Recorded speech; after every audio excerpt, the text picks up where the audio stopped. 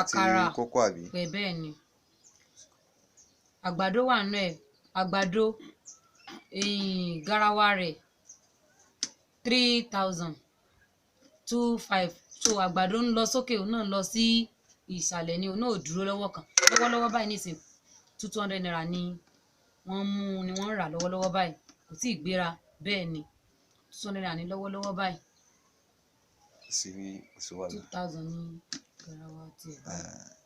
pàtàkì náà ni nínú gbogbo ẹ jẹ́ kí àdúrà yìí máa pọ̀ á bàánú pàdé láṣẹ Èdùmàrè Ọlọ́run dẹ̀ ní fi yín lẹ̀ Ọlọ́run ní sẹ́rù bá yín àwọn ọmọ yín Ọlọ́run bá wọn tọ́jú Ọlọ́run tọ́jú gbogbo wọn á yí àrí láṣẹ Èdùmàrè.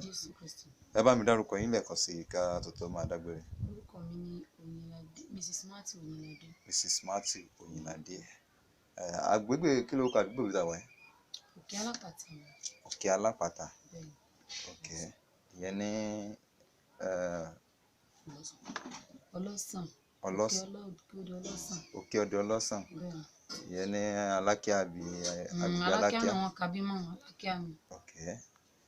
ṣé títí ìgbà mẹ́ta tún máa pàdé ire àtayọ̀ láfi máa pàdé.